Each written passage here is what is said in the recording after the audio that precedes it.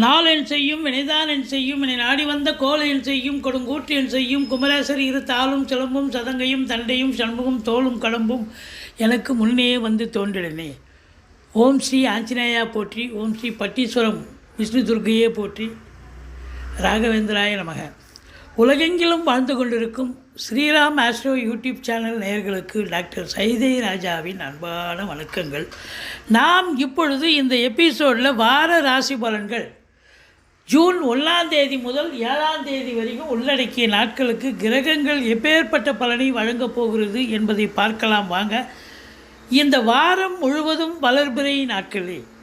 இதுவரைக்கும் எங்கள் சேனலை பார்த்து கொண்டிருக்கும் நண்பர்கள், சப்ஸ்கிரைப் செய்யாதவர்கள் சப்ஸ்கிரைப் செய்து கொள்ளும்படி கேட்டுக்கொள்கிறோம். ரைட் சைடில் சப்ஸ்கிரைப் இருக்கும், பெல் பட்டன் இருக்கும், ரெண்டுத்தையும் ப்ரெஸ் பண்ணிங்கன்னா அடுத்த நொடியே எங்களுடைய வீடியோ உங்களை நோக்கி வர துவங்கிவிடும். வாங்க ராசிக்குள் செல்லலாம். கன்னி ராசி அன்பர்களுக்கு வணக்கம். கன்னி ராசி காலபுருஷனுக்கு 6வது ராசி. புத பகவான் ஆட்சி உச்சம் பெறும் வீடு. இப்பொழுது புத பகவான் தனது இன்னொரு வீடான மிதுனத்தில் ஆட்சி பீடத்தில் இருப்பது மாபெரும் சிறப்பு. இந்த கன்னி ராசிக்கு மற்ற கிரகங்கள் எப்படி இருக்குது? ராசிநாதன் 10ஆம் இடத்தில் இருக்கிறது சிறப்பு தாங்க. அது ஆட்சி பெற்று இருக்கார், அதுவோடு குருவோடு இணைஞ்சு இருக்கார், இன்னும் சிறப்பு. மற்றபடி உங்களுக்கு 2க்கும் 9க்கும் உடையவர் சுக்கிரன் 8ஆம் இடத்துக்கு சென்று விட்டார், அது மைனஸு தான். இருந்த போதிலும் 6இல் ராகு இருந்து குரு பார்வையில் இருப்பது மாபெரும் சிறப்பு. குரு பார்வை 2ஆம் இடத்தையும் 4ஆம் இடத்தையும் பார்ப்பதும் இன்னும் சிறப்பு. ஆதலால் இந்த கன்னி ராசியில் பிறந்த அன்பர்கள், கன்னி ராசியில் உத்திரம் 2, 3, 4 பாதங்கள், அஸ்தம், சித்திரை 1, 2 பாதங்கள் உள்ளடக்கியது. இந்த கன்னி ராசியில் பிறந்த அன்பர்களுக்கு சனி பகவான் 7ல் இருக்கிறது ஒரு மைனஸ் தாங்க. மற்றபடி எல்லா கிரகங்களும் சிறப்பாக இருப்பதால் உங்களுக்கு இந்த வாரம் சாதிக்க போகிறீங்க, சந்தோஷமாக இருக்க போகிறீங்க. பொருளாதார மேன்மை, குடும்ப மேன்மை நிச்சயமாக இருக்குது. இந்த பத்திரிகை துறை, மீடியா துறை, எழுத்துத்துறை, பேச்சாளர்கள், கவிஞர்கள், கிரியேட்டிவிட்டி, எழுத்தாளர்கள், அவங்க கவிஞர்களாக இருக்கலாம், மற்றபடி நாவல் எழுத்தாளர், சிறுகதை எழுத்தாளர், இதுபோல் ஏதாவது கிரியேட்டிவிட்டி பண்ணக்கூடிய அன்பர்கள் அத்துணை பேர்களுக்கும் இந்த காலகட்டம் பெரிய லெவலில் ரீச் ஆகும். ஆசிரியர்கள், பேராசிரியர்கள், இலக்கியவாதிகள், சொற்பொழிவாளர்கள், மேடை பேச்சாளர்கள், ஜோதிட அறிஞர்கள், இவங்களுக்கெல்லாம் ஒரு பொற்காலம். நல்ல சம்பாத்தியத்தை பார்க்க போகிறீங்க, சந்தோஷமாக இருக்க போகிறீங்க. குடும்பத்தில் அமைதி, நிம்மதி, சந்தோஷம், குதூகலம் ஏற்படும். குடும்ப உறுப்பினர்கள் பார்த்திங்கன்னு சொன்னால் அன்னோன்யமாக இருப்பாங்க. வீட்டிற்கு வரக்கூடிய விருந்தாளிகளாலும் நட்பு வட்டாரங்களாலும் வீடே கலகட்டக்கூடிய ஒரு அம்சம் இருக்கிறது, அற்புதமாக இருக்கிறது. பணம் பல வகையில் பையை நிரப்பக்கூடிய காலம். உங்களுக்கு பார்த்திங்கன்னா ஃபைனான்ஸையே தொழிலாக செய்யக்கூடிய சில அன்பர்கள் இருப்பாங்க, அவங்களுக்கெல்லாம் கூட சிறப்பான காலம், சிறப்பான நேரம் என்று சொன்னால் மிகையாக. அப்போ பணம் பல வகையில் வருது. அப்போ 4ஆம் இடத்தையும் குரு பார்க்குறார் அப்படின்னா பிள்ளைகளை உயர்கல்வி படிக்க வைப்பீங்க, அல்லது வீடு வாங்க, மனை வாங்க, தோட்டம் துறவு வாங்க, ஃப்ளாட்டு வாங்க, ஏதாவது ஒரு முயற்சியில் இறங்கி கண்டிப்பாக சாதிப்பீங்க. தாய் வழி சொந்தங்களால் அனுகூலம். வண்டி வாகனங்கள் கூட ஒரு சிலர் பழசை விற்றுட்டு புதுசு வாங்கலாம், 4 வீலரே கூட வாங்கக்கூடிய அம்சம். மொத்தத்தில் சவாரியை நம்பி பிழைக்கக்கூடிய அன்பர்கள், வண்டி வாகனங்கள் சவாரி பிழைக்கக்கூடிய அன்பர்களுக்கும் நல்ல சவாரிகள் கிடைச்சி நல்ல சம்பாத்தியத்தை பார்க்க போகிறீங்க.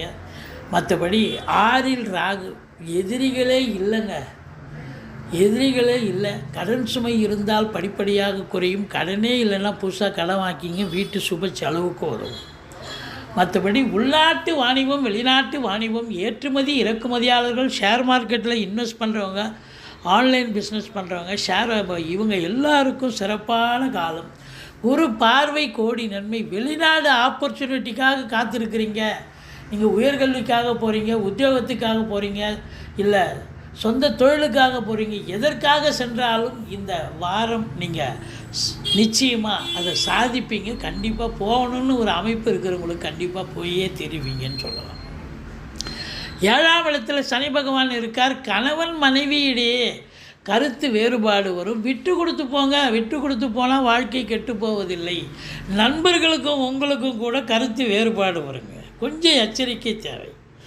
நண்பர்கள், பொது அதாவது வெளி வட்டார பழக்க வழக்கங்களில் சமூகத்தில் கூட சில பேர் உங்களுக்கு ஆகாதவன், இல்லை உங்களுக்கு விரோதிகளால் சில பிரச்சனைகள் வரலாம், இல்லை நண்பர்களே விரோதிகளாக மாறக்கூடிய ஒரு அமைப்பும் இருக்குது அப்படின்னு சொல்கிறோம்.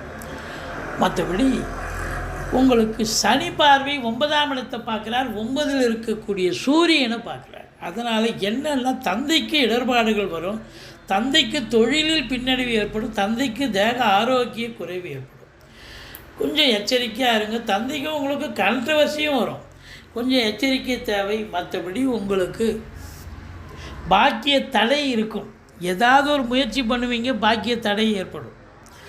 அதனால் ஒரு எந்த குறையும் இல்லை. இந்த செவ்வாய் நீச்சமாக இருக்கிறதாலையும் சூரியனை சனி பார்ப்பதாலையும் இந்த காவல்துறை, தீயணைப்புத்துறை, மருத்துவத்துறை, இராணுவத்துறை, ரசாயனத்துறை மற்றும் IAS, IPS, IFS அதற்கு நிகரான பணியில் இருக்கும் அன்பர்கள், கடைநிலை ஊழியர்கள், இன்னும் பிற அரசு ஊழியர்கள் அத்துணை பேர்களும் எச்சரிக்கையோடு இருக்க வேண்டிய காலம் என்று சொன்னால் மிகையாகாது. ஏன்னா உங்களுக்கு ஆகாதவன் யாராவது போட்டு கொடுத்து ஒன்றை கணக்கு ஒன்று பிரச்சனையாகும். அரசியல்வாதிகள் கூட கொஞ்சம் விழிப்புணர்ச்சியோடு இருக்கணும், ஜாக்கிரதையாக இருக்கணும். மேலிடத்தில் உங்களுக்கு அவப்பெயர் ஏற்பட வாய்ப்புகள் இருக்கிறது அப்படின்னு சொல்கிறோம். மற்றபடி 10ல் குரு, 10ல் புதனும் இருக்கிறார். அப்போ தொழில் சிறப்பாக செல்லும். சொந்த தொழில் பண்ணுறவங்க இது நாள் வரைக்கும் இல்லாத, ஏன்னா அவர் என்னங்க 12 மாதமாக இருக்க போகிறாரு, அவர் இருக்க போகிறது 1 மாதம்தான்.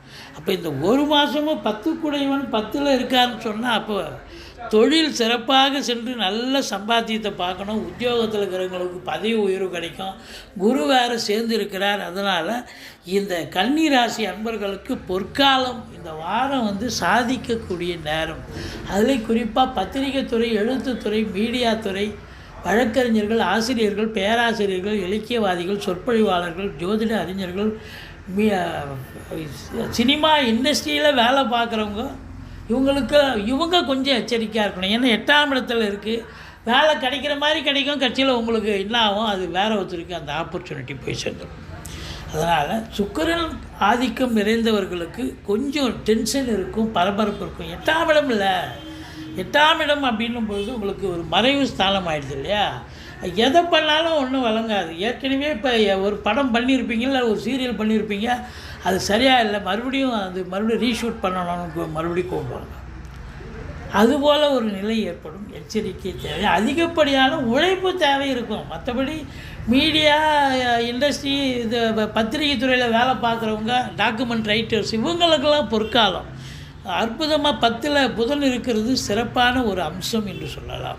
மற்றபடி விவசாயத்துறையில் வேலை பார்க்குறவங்க அங்கே ரொம்ப எச்சரிக்கையாக இருக்கணும். விவசாயம் பண்ணுறவங்களுக்கு கொஞ்சம் செவ்வாய் நீச்சம், எது எடுத்தாலும் உங்களுக்கு பிரச்சனை தான் வரும், ஜாக்கிரதையாக இருக்கணும். மற்றபடி 12ல் கேது இருக்குது. ஆன்மீகத்தில் நாட்டம் அதிகரிக்கும். ஆலய வழிபாடுகள் செய்வீர்கள். நன்றி, வாழ்க வளமுடன். நீங்கள் வணங்க வேண்டிய தெய்வம்னு பார்த்தீங்கன்னு சொன்னால் ஈஸ்வரனை வழிபாடு செய்யுங்கள்.